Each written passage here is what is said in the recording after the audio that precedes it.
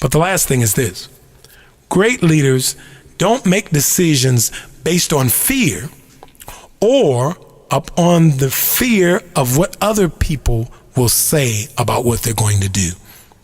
Great leaders realize that when you make a decision, guess what? It's going to be somebody who says, we shouldn't do that. It's going to be somebody that says, no, I don't think that ought to be done. But great leaders are clear that they have carefully thought out their decisions, and they don't fear failure, and they don't fear the criticism of other people.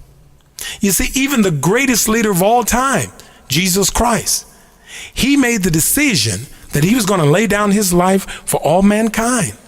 And even the disciples didn't understand it.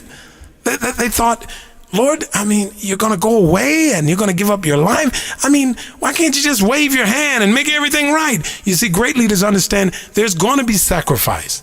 There are going to be challenges. There are going to be people who will second guess you. But guess what? Great leaders say, I've thought about this carefully. I've come to know that this is the will of God in terms of what I should do, and I'm at peace with this decision. And even if this decision means my life, I'm willing to stake my life for what we're going to do. Great leaders say, I might give out, but I will never give up. I recognize that I have a responsibility. And so what have we been saying in all of this information we've been presenting you? We've been saying, and I personally want to say, that if you're in charge of a church or congregation or leadership group or any type of spiritual organization, I say I commend you.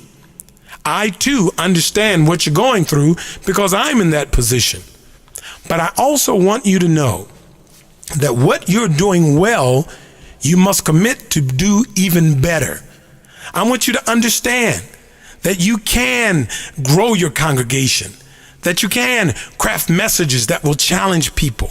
You can take on highly effective habits that will make and improve what you're doing. And in the end, you can look at your life and say, well, what's it all worth? What's it all about, Alfie? Isn't that what the song said? Well, I got news for you.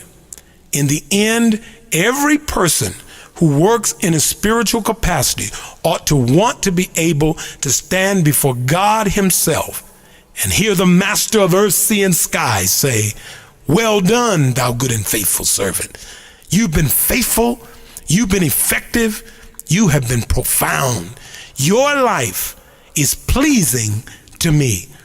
I think that's every preacher's dream, to hear the master of earth, sea, and sky say, well done.